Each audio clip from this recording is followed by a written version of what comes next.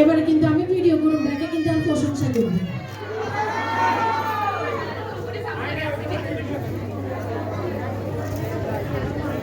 আমি বলবো আপনারা ভাইয়ারা ভালো আছেন নি, আমরা কমেন্ট ভালো আছে কিন্তু জোরে করতে হবে। ওকে 1 2 1